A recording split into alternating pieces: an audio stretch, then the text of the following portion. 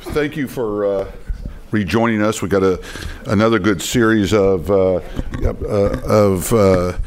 one or two more discussion points, and then break. I want to thank everybody for keeping a chocolate chip cookie for me.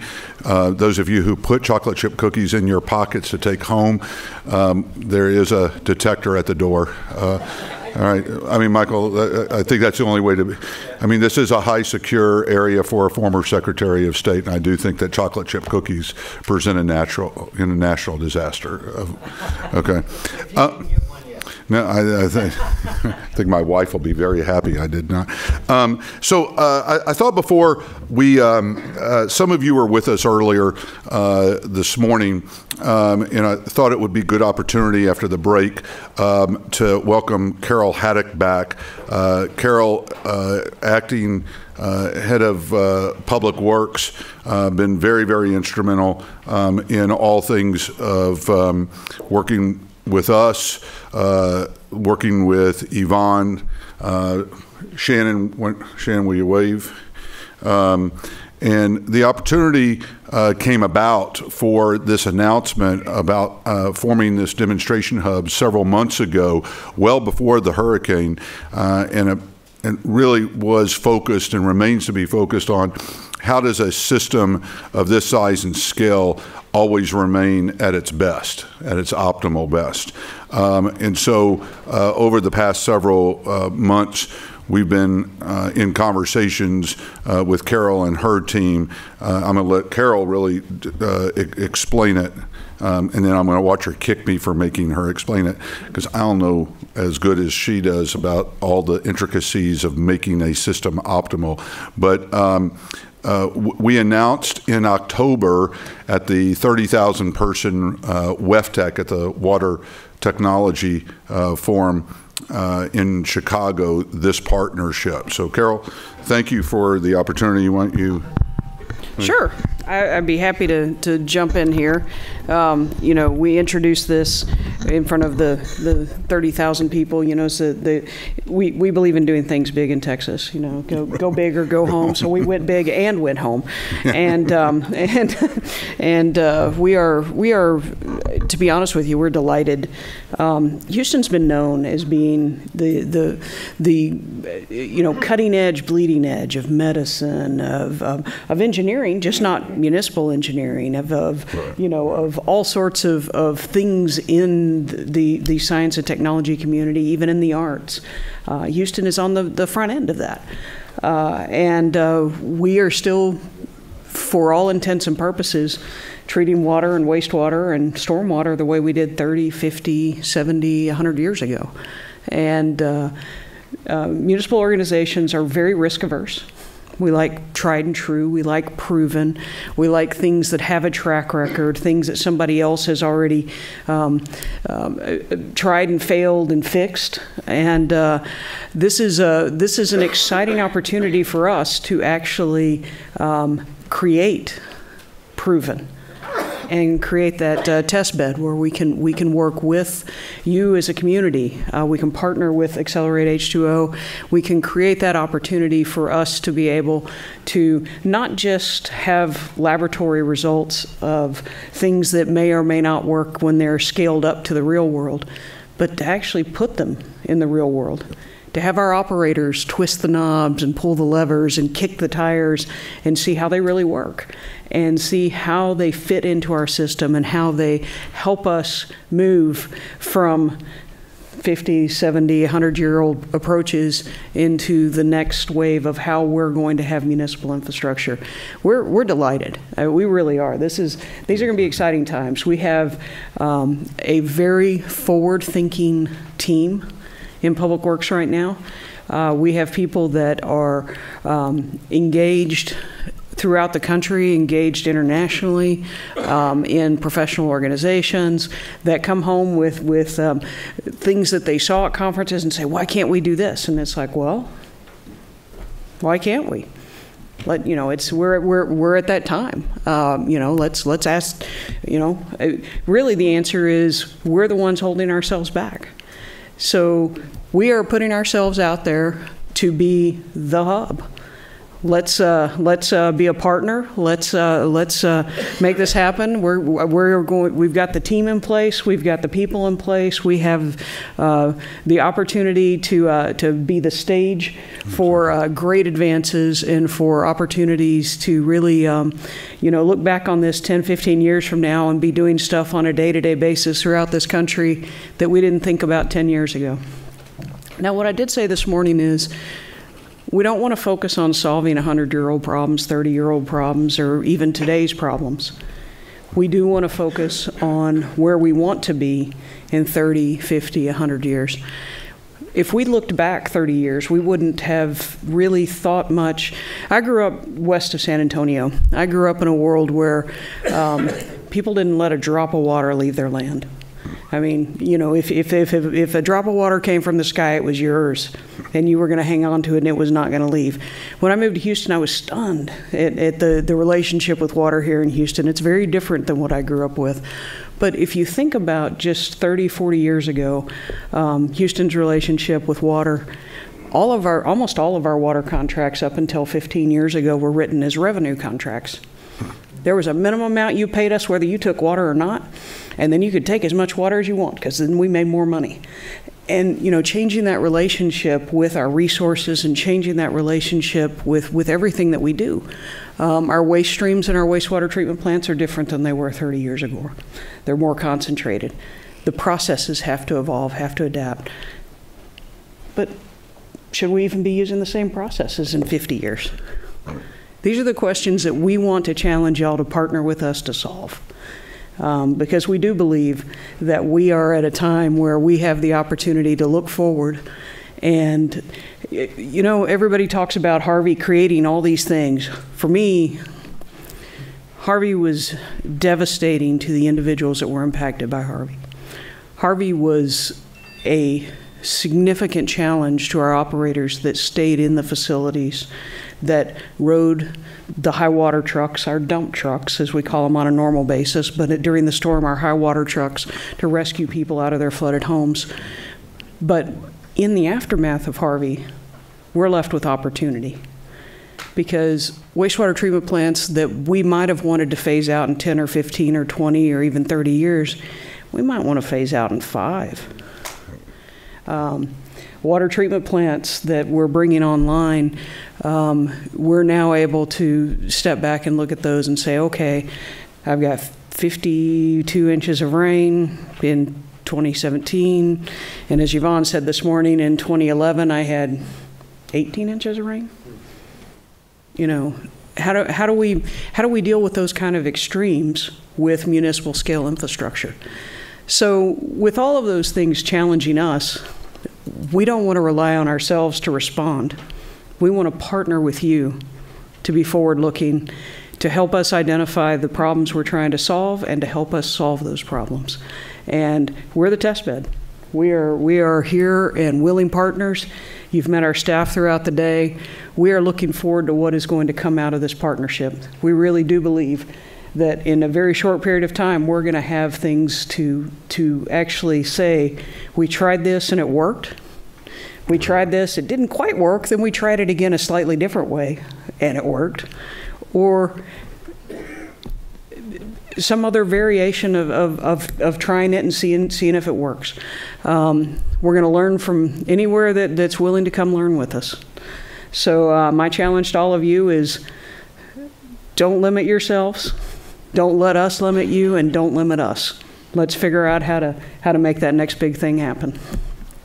Thank you, Carol. Let me reiterate a couple of things and then introduce one of our colleagues as well. But so, do you have your phone in front of you? You might as well go ahead and pull it out. Okay. If you'll go to HoustonH2O.org. You're getting a chance to look at something that's not 100% set yet, but it's just kind of an inside story. We will be announcing a call for proposals on a global basis, first and foremost to address City of Houston challenges and issues, nutrients, biosolids, wastewater, sludge, storm and flood. I have to say, I'm sitting here thinking about this. If you told me I'd be sitting at Baker Institute 4 years ago, Don Howe, and talking about sludge and biosolids, like, man, this is the greatest stuff in the world, cool stuff. I would have said, you know, wait, there's something wrong, right? Except, here's the interesting part. It's a $9 billion business in the state of Texas. Water technology is a $9 billion business that no one's ever figured how big it is. It employs 1.3 million Texans in this state, all right? And that's not all in the public sector, all right? So we have 7,000 water utilities, 5,000 corporate campuses, thousands of farms and ranches, 23 universities doing water technology. We got some brain power in this state. And then you've heard today, and you'll hear in a few minutes, that we're connected to some of the best brain power from around the world and within the United States to solve problems that the largest, fastest growing water system in America that has gone through its own growth challenges and now a series of floods and hurricanes. So you will begin to see the call for proposals in certain areas that solve problems in this system, but they are same problems, similar issues in every major metropolitan area. We also, so first and foremost, solve and take care of Houston opportunities and issues. Second, where can we find ways to share knowledge with other utilities and other interests in the public sector in the state and along the Gulf Coast? Third, consortia. Where can we pull together multiple interests, whether it's multiple technologies or others, and almost do kind of side-by-side comparisons of technology? Fourth, how can we bring the world, like you've heard so far, who needs places to do soft landing and introduce their technologies into the U.S. American market? Where can we play a role with that through the demonstrations? I don't know what number I'm at. Am I number 5 yet, Justin? Number 5, all right? There's a lot of smart early stage technologies that are breakthroughs. They're going to need these kinds of locations, whether it's drinking water, storm water, wastewater, to do this, all right? And it goes everything from sensors and Internet of Things to finding new ways and new things to use with the waste stream. All right, these are revenue-producing opportunities. This is not a charity. This is solving a major metropolitan area. So, Carol, thank you for the opportunity. I appreciate it. Thank you for the opportunity. They refer to me as the wedding planner. All right, they've set up the banquet, they've put the hall together, and so now I'm the wedding planner. With Russ, I never expected that. Executive director and now wedding planner. So I've got all of this facility and all these kinds of things put together. Let me set the stage for having a transition, because part of what in our working with Shannon, who, if you have not met Shannon, he is the premier of the poop mafia. All right, and that's not meant to be pejorative. Here's the truth. All the technology, all the innovation, all the engineering, all the science in the world mean nothing. And it really doesn't mean anything when it comes to having experienced men and women willing to risk their lives like they did for all of us here in Houston, who got on boats, who somehow made ways, you know, in cars that got flooded out and almost lost their lives, all right? These are the operators. These are the men and women who are out there, as Dick Evans said, helping the first responders to the first responders. So when no one wanted to go out into the energy corridor because of the 4 million gallons a day of poop, to get those systems fixed in return so that BP and Shell and ConocoPhillips could get back to work, it was Shannon and his team and the men and women who risked their lives. And for some reason, somehow we've all kind of taken for granted that water will always be there and you could flush your toilets until when it doesn't happen. So Shannon, thank you to you. Thank you to your team. We look forward to working with you all in the waste division as well as the drinking water and others. So lesson real quick learned, and there's a reason why Ms. Hoyes is up here from SplashLink. We decided about a week before the hurricane to put a global alert out to basically say, if you've got a skid-mounted, portable, energy-independent solution that could create drinking water or clean, wastewater, and you can get it to Texas within the next 24, 36 hours, let us know. We had to find a platform. It's called SplashLink. We teamed with that, and we did this global alert out. Here's the good news. Technologies showed up. Some technologies are on the ground. We created an interesting buzz around the world, all right, that there was an opportunity to bring these technologies. But let me share with you the terrible news, the really terrible news. 10 years ago, there was Katrina. The handbook is out there. No one read the handbook, all right? 5 years ago, there was Sandy. Handbook's out there. Nobody read the handbook, all right? When we called for technology from the energy companies to others, you can't get technology in 24 hours, all right? We got some equipment. Some of it is still on its way. Some of the equipment that you as taxpayers paid for some of the rescue is still sitting at military bases, to be blunt. So what we realized was that there is a need, a call to action, to put full-scale centers for water emergency and water resiliency. We don't have those. We don't have a place where you can pick up the phone, open up a door, and pull a piece of equipment out that needs to be on the ground quickly. So there were a lot of lessons learned after this hurricane, which we hope to, working with the city and others, try to find a way to not just solve it, but to make it a permanent solution along the Gulf Coast. So you'll hear from one of those gentlemen, or both those gentlemen, here in a minute. But in the interim, in our announcement that you'll see emerge on HoustonH2O.org, okay? Don't tell anybody about it yet, okay? We will be... Shouldn't tweet it? Man, you did not read that memo, did you? That was the one. That was the memo that said, "I've got my FEMA check. Where do I cash it?" Okay, but take a look at it. But in partnership with SplashLink, take a few minutes. You got your slides up, okay? I think they're going to change it for you. Okay, I think they're going to change it for you. But I mean, thank you for your support of what we were able to do across Texas and to move forward, and what we look forward to doing with you in announcing this demonstration hub. Thank you, Richard. So let me tell you a little bit about SplashLink, and then we'll talk about the role specifically for disaster response and resilience.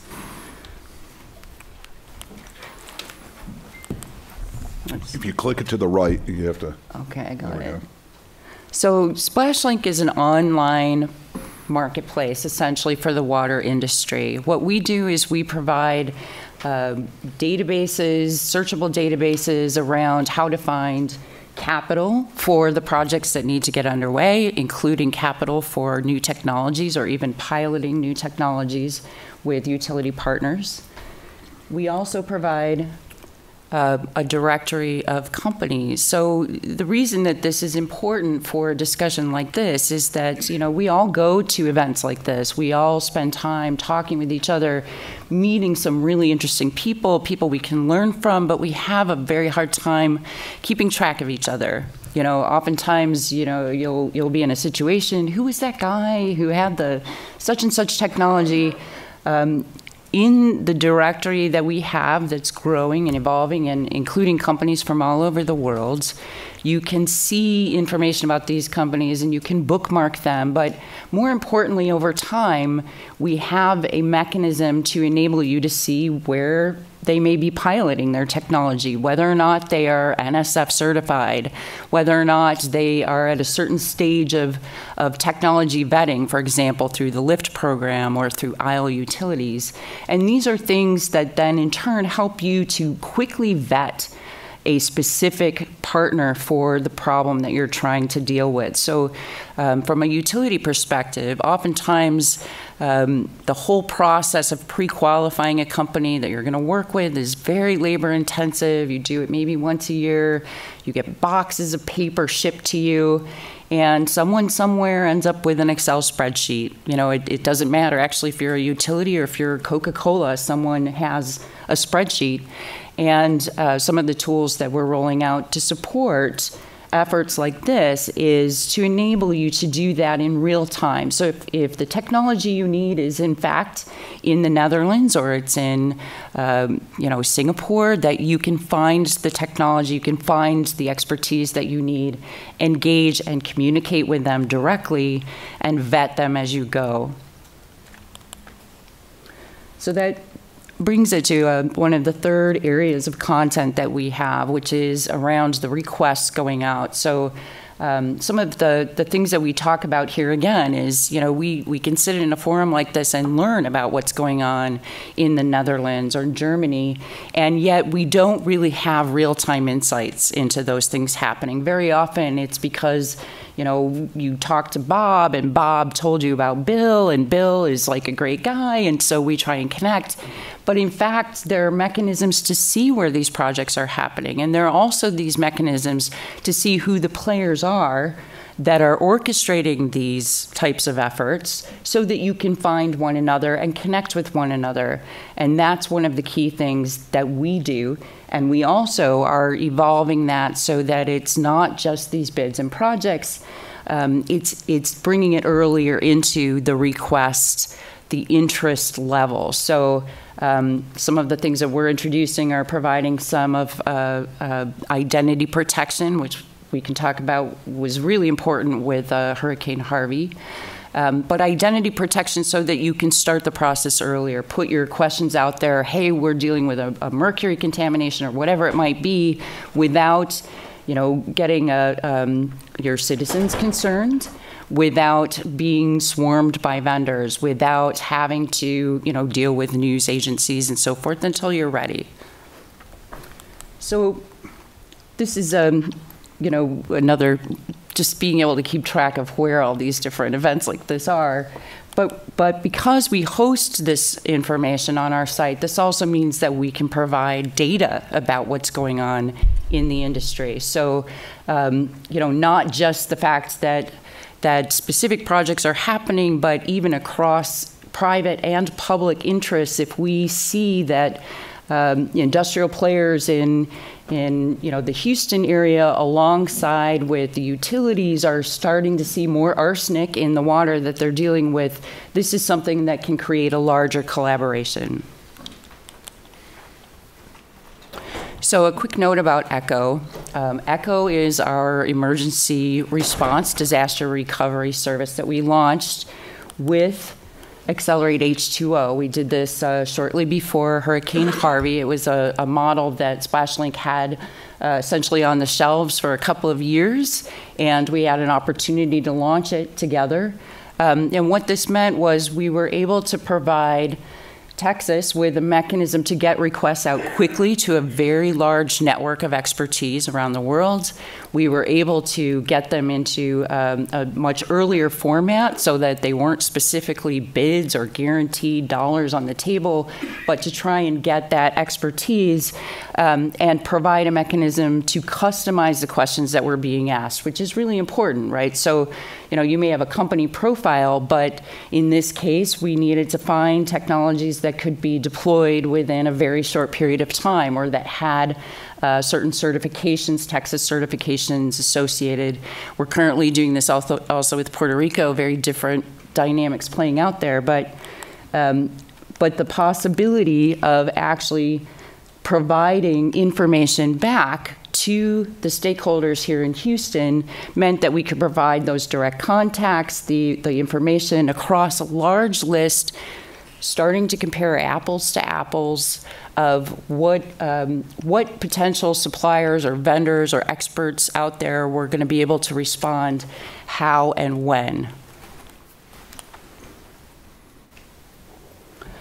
So overall, the ECHO services are an important part, I think, of the support that we can provide to an effort like this. But it really goes beyond that, because recovery, planning for resilience is something that really involves a much larger set of questions. It talks about, some of the day-to-day things of, if we're going to be dealing with certain types of infrastructure rebuilds, especially when some of the infrastructure and equipment have been underwater for a period of time, getting those requests out when it's not just an emergency, when it's not, a mass crisis, but being able to connect with the players that you need and the experts that you need anywhere in the world is part of the role that we're excited to play.